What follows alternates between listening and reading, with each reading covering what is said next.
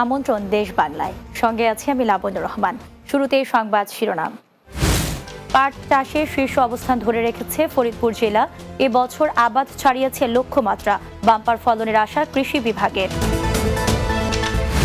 এবং রাজশাহীতে জনপ্রিয় হয়ে উঠছে হলুদ প্রক্রিয়াকরণ চাতাল ব্যবসা, লাভবান হওয়ায় দিন দিন বাড়ছে কৃষি উদ্যোক্তা। শুনছিলেন শিরোনাম, এবারে বিস্তারিত। পাট চাষে দেশের শীর্ষ অবস্থান ধরে রেখেছে ফরিদপুর জেলা।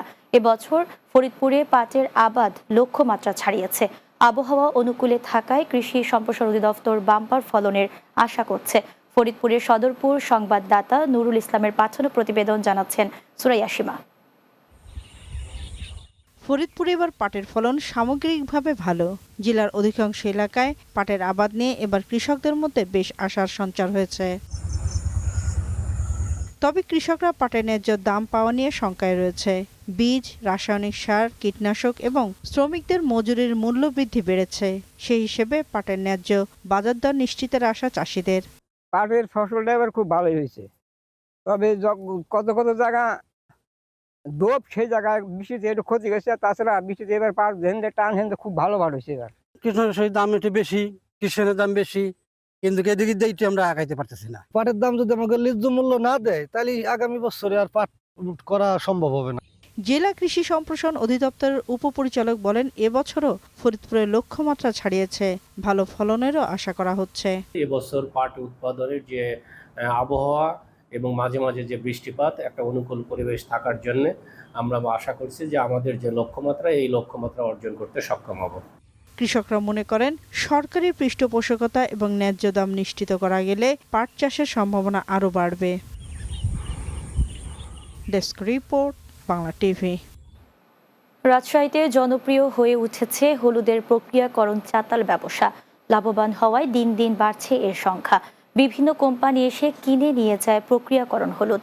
এতে কৃষকদের উদ্বুদ্ধ করতে সার্বিক সহযোগিতা করছে কৃষি বিভাগ। রাজশাহী থেকে সহকর্মী অজয় ঘোষের তোলা ছবি এবং বিজয় ঘোষের প্রতিবেদন জানাচ্ছেন মাহমুদ রুবেল। কাকডাকা ভোর থেকে ব্যস্ত রাজশাহীর বাঘা উপজেলার আড়ানি গ্রামের নারী পুরুষরা হলুদের চাতালে খামাল থেকে চুলায় সিদ্ধ করা রোদ্রে শুকানোর কাজে। রোদ্রে শুকানোর পরে তা সংরক্ষণ করা হয়, আর এতে লাভবান হওয়ায় দিন দিন চাতালের সংখ্যা বেড়ে চলেছে। ফলে হলুদ বিক্রয় করে লাভবান হচ্ছেন চাষিরা। আড়ানি বাজারের আশপাশে অনেকগুলো একাদশ উপরে খোলা আছে। এসব খোলাত আমরা কাজ করি সকাল থেকে সন্ধ্যা পর্যন্ত। ব্যবসায়ীদের চাতালে কর্মসংস্থানের সুযোগ হয়েছে অনেকের। প্রক্রিয়াকরণ হলুদ বিভিন্ন কোম্পানি কিনে নিয়ে যায়। অনেক জায়গা থেকে মাল কিনে নিয়ে এসে আমরা ব্যবসা প্রতিষ্ঠান করছি। কোম্পানির সাপ্লায়ার আছে, ওদের কাছ থেকে বিক্রি করে আরো কোম্পানির লোক এসে কিনে। হলুদ ব্যবসায়ীদের সহযোগিতা করা হয় বলে জানান কৃষি বিভাগ। হলুদের উৎপাদনটাকে লাভজনক হয়েছে এবং কৃষক হলুদ চাষে আগ্রহী হচ্ছে। আর সার্বক্ষণিকভাবে কৃষি বিভাগ প্রোডাকশন টেকনোলজি সংশ্লিষ্ট যে কৃষকের চাহিদাভিত্তিক সমস্ত সেবা প্রদান করে থাকছে। রাজশাহী এলাকায় আড়ানি, পাবনাই, সোনামুখী সহ বিভিন্ন জাতের হলুদের চাষ হয়। Desk report, Bangla TV. July August গণ অভ্যুত্থানে শোক ও বিজয়ের বর্ষপূর্তিতে বিএনপির কেন্দ্রীয় কর্মসূচির অংশ হিসেবে দেশের বিভিন্ন স্থানে রক্তদান কর্মসূচি অনুষ্ঠিত হয়েছে। ভোলা জেলা বিএনপির কার্যালয়ে কর্মসূচিতে প্রধান অতিথি ছিলেন ডক্টরস অ্যাসোসিয়েশন অব বাংলাদেশের কেন্দ্রীয় কমিটির সহসভাপতি ডাক্তার সিরাজুল ইসলাম। জেলা বিএনপির আহ্বায়ক গোলাম নবী আলমগীরের সভাপতিত্বে সমাবেশে বক্তব্য রাখেন জেলা বিএনপি সদস্য সচিব রাইসুল আলম সহ অন্যান্য নেতৃবৃন্দ। অনুষ্ঠানে দলীয় বিভিন্ন পর্যায়ের নেতাকর্মীরা স্বেচ্ছায় রক্ত প্রদান করেন। এদিকে বিএনপির কেন্দ্রীয় কর্মসূচির অংশ হিসেবে জ্যাব নারায়ণগঞ্জ জেলার আয়োজনে স্বেচ্ছায় রক্তদান কর্মসূচি অনুষ্ঠিত হয়েছে। নারায়ণগঞ্জ ৩০০ শয্যা বিশিষ্ট হাসপাতালে এই কর্মসূচিতে প্রধান অতিথি ছিলেন বিএনপির যুগ্ম মহাসচিব অ্যাডভোকেট আব্দুস সালাম। সিলেটের দক্ষিণ সুরমার লালাবাজারে ভাসিয়া নদীর ওপর পশ্চিম বাজার সেতুর নির্মাণ কাজ ও রাস্তার কাজ পরিদর্শন করেছেন দক্ষিণ সুরমা উপজেলা নির্বাহী কর্মকর্তা উর্মি রায়। দক্ষিণ সুরমা উপজেলা নির্বাহী কর্মকর্তা লালাবাজারের বিশিষ্টজনদের নিয়ে সেতুটি পরিদর্শন করেন। পরে অনুষ্ঠিত আলোচনার সভায় অংশ নেন তেতলি ইউপি চেয়ারম্যান মোহাম্মদ অলিউর রহমান অলি, লালাবাজার ইউনিয়ন পরিষদের সাবেক চেয়ারম্যান খায়রুল আফিয়ান চৌধুরী, সাবেক চেয়ারম্যান পীর ফজলুল হক ইকবাল সহ অন্যান্যরা। দেশ বাংলায় নিচ্ছি বিরতি। ফিরে এসে অন্যান্য সংবাদের সাথে আরও যা থাকছে। পরিবেশ সংরক্ষণে গাজীপুরের কালীগঞ্জে বিভিন্ন গাছের চারা বিতরণ, মাদারীপুরের শিবচরে 7 দিনব্যাপী ফল মেলার আয়োজন।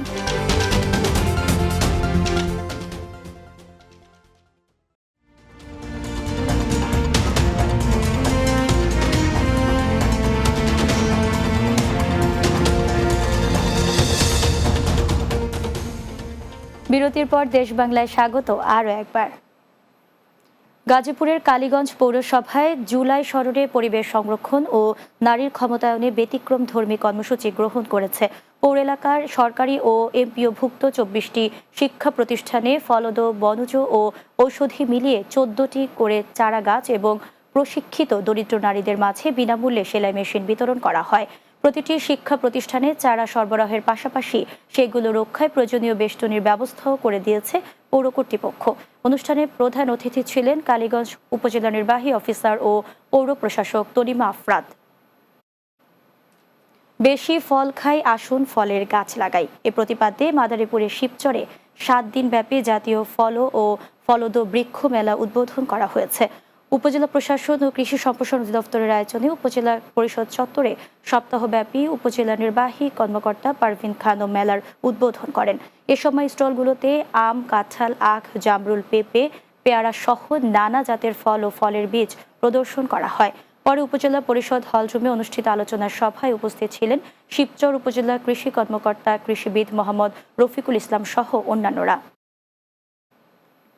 25 বছর ধরে দখলে থাকা বরিশাল নগরীর ঐতিহ্যবাহী পরেশ সাগর মাঠের অবৈধ স্থাপনা উচ্ছেদ করা হয়েছে। বৃহস্পতিবার দুপুরে বরিশাল সিটি কর্পোরেশনের সহযোগিতায় উচ্ছেদ অভিযান পরিচালনা করেন জেলা প্রশাসনের এক্সিকিউটিভ ম্যাজিস্ট্রেট হাসিবুল হাসান ও বিসিসির কর্মকর্তারা। এ সময় অবৈধ দখলে থাকা ঘর মালিকদের সাথে বাক বিতণ্ডা হয় অভিযানকারীদের সাথে। বিভাগীয় কমিশনার মোহাম্মদ রায়হান কাউসার ও জেলা প্রশাসক মোহাম্মদ দেলোয়ার হোসেন ঘর মালিকদের স্থাপনা সরিয়ে নেয়ার জন্য আলটিমেটাম দেয় এবং সরকারি জমিতে অবৈধ স্থাপনা নিজ নিজ দায়িত্বে সরিয়ে নেয় মালিকরা। যশোরের অভয়নগরে নাদিয়া নামে এক শিশুর হত্যাকাণ্ডের সুষ্ঠু তদন্ত ও বিচার দাবিতে প্রতিবাদ সমাবেশ, বিক্ষোভ মিছিল অনুষ্ঠিত হয়েছে। উপজেলার সিদ্ধিপাশা ইউনিয়নের আমতলা বাজারে প্রতিবাদ সমাবেশ ও বিক্ষোভ মিছিল অনুষ্ঠিত হয়। সিদ্ধিপাশা ইউনিয়নবাসীর আয়োজনে ইউপি সদস্য মোহাম্মদ আকরাম হোসেনের সভাপতিত্বে মানববন্ধনে উপস্থিত ছিলেন সিদ্ধিপাশা ইউপি চেয়ারম্যান শেখ আবুল কাশেম, সাবেক chairman GM Sarwar Faraji, union বিএনপির সাধারণ সম্পাদক SM ইয়ার আলী সহ অন্যান্যরা। সমাবেশ শেষে একটি বিক্ষোভ মিছিল বের করা হয়। কক্সবাজারের চকরিয়া পেকুয়া আসনের সাবেক সংসদ সদস্য ও উপজেলা আওয়ামী লীগের সভাপতি জাফর আলমের শাস্তির দাবিতে মিছিল করেছে বিএনপি ও অঙ্গ সংগঠন। পেকুয়া সদর ইউনিয়ন পরিষদ মাঠ থেকে বিক্ষোভ মিছিলটি শুরু হয়ে পেকুয়া চৌমুহনী চত্বরে এসে শেষ হয়।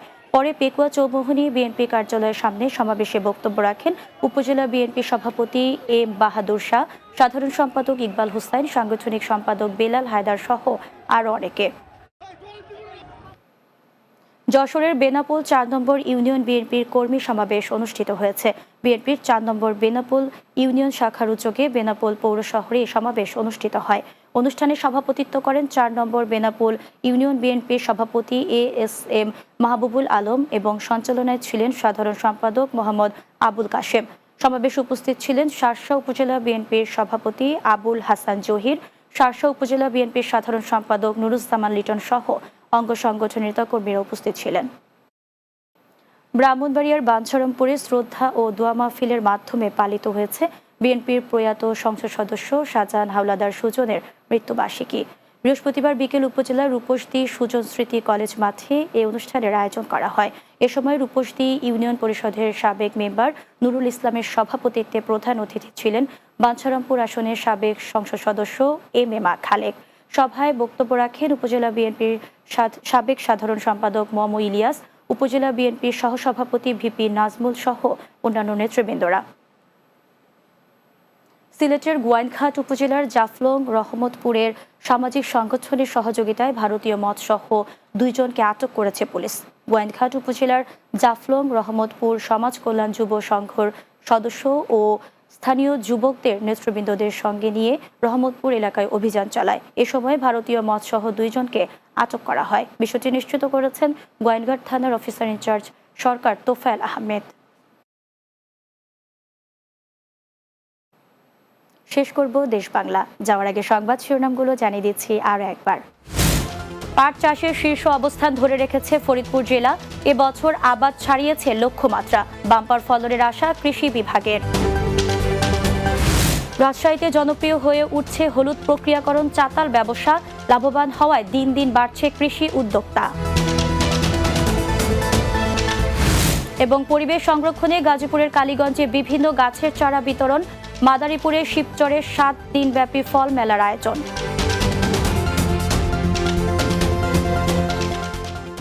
এই ছিল দেশ বাংলায়। আমাদের পরবর্তী সংবাদ বিকেল 4:30 দিনের বাংলা দেখার আমন্ত্রণ রইল। এতক্ষণ সঙ্গে থাকার জন্য ধন্যবাদ সবাইকে।